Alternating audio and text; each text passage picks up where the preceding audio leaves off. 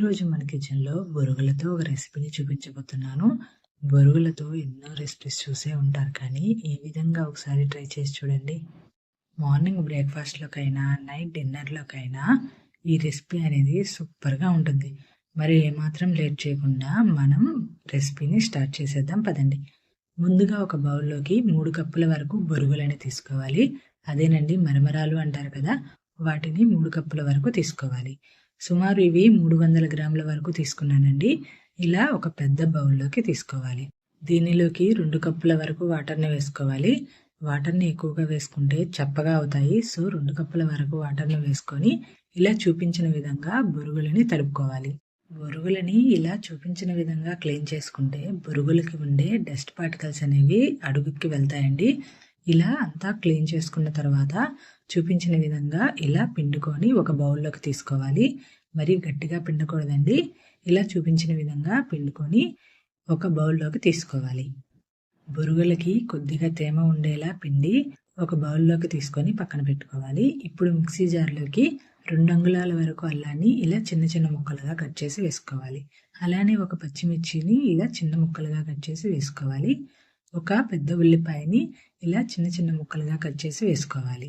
అలానే ఒక గుప్పెడు పుదీనాకును కూడా వేసుకోవాలి. ఒక చిన్న కట్ట వరకు వేసుకుంటే సరిపోతుంది. ఇప్పుడు సరిపడినంత ఉప్పును వేసుకోవాలి. అలానే ఒక పావు స్పూన్ వరకు పసుపును వేసుకోవాలి. కొద్ది కొద్దిగా వాటర్ని వేసుకుంటూ వీలైనంత ఫైన్గా గ్రైండ్ చేసుకోవాలి. చూడండి, ఈ విధంగా వీలైనంత మెత్తగా గ్రైండ్ చేసుకొని పక్కన పెట్టుకోవాలి. ఇప్పుడు స్టవ్ ఆన్ చేసి ప్యాన్ పెట్టుకొని ప్యాన్ వేడెక్కిన తర్వాత దీనిలోకి 4 స్పూన్ల వరకు ఆయిల్ని వేసుకోవాలి. 4 స్పూన్ల వరకు ఆయిల్ని వేసుకున్న తర్వాత ఆయిల్ని వేడెక్కనివ్వాలి. నూనె వేడెక్కిన తర్వాత దీనిలోకి 1 స్పూన్ వరకు ఆవాలు, పావు స్పూన్ వరకు జీలకర్ర, పావు స్పూన్ వరకు మినప్పప్పు, అలానే 2 స్పూన్ల వరకు శనగపప్పు, ఒక పెద్ద ఉల్లిపాయని ఇలా చిన్న చిన్న ముక్కలుగా కట్ చేసి వేసుకోవాలి. ఇలా వేసుకున్న తర్వాత అంతా ఒకసారి మిక్స్ చేసుకోవాలి. ఇలా మిక్స్ చేసుకున్న తర్వాత 2 మీడియం సైజు టమాటాలని ఇలా చిన్న చిన్న ముక్కలుగా కట్ చేసి వేసుకోవాలి. మనం వేసుకున్న ఉల్లిపాయ టమాటా అనేది సాఫ్ట్గా కుక్ అయ్యేంత వరకు మగ్గించుకోవాలి. మీడియం ఫ్లేమ్ మీద కొద్దిగా సాఫ్ట్గా అయ్యేంత వరకు ఫ్రై చేసుకున్న తర్వాత ముందుగా మనం ప్రిపేర్ చేసుకున్న పుదీనా, పచ్చిమిర్చి, అల్లం పేస్ట్ని వేసుకోవాలి. మనం చేసుకున్న మసాలానంతా వేసుకున్న తర్వాత ఫ్లేమ్ని స్లో ఫ్లేమ్లోకి సెట్ చేసుకొని ఒకసారి అంతా మిక్స్ చేసుకోవాలి.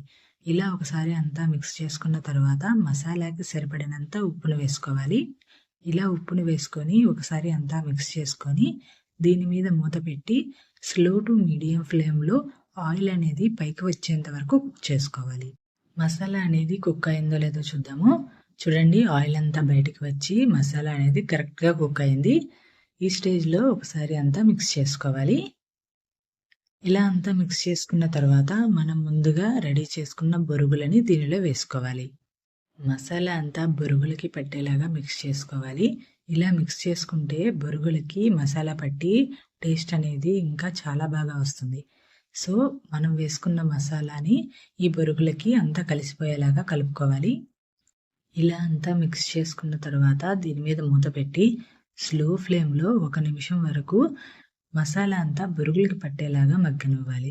చూడండి, 1 నిమిషం తర్వాత మసాలా అంతా పట్టి పర్ఫెక్ట్గా రెడీ అవుతుంది. మరి మీరు కూడా ఈ రెసిపీని ట్రై చేస్తారు కదా, ట్రై చేసి ఎలా ఉందో నాకు కామెంట్ చేయండి.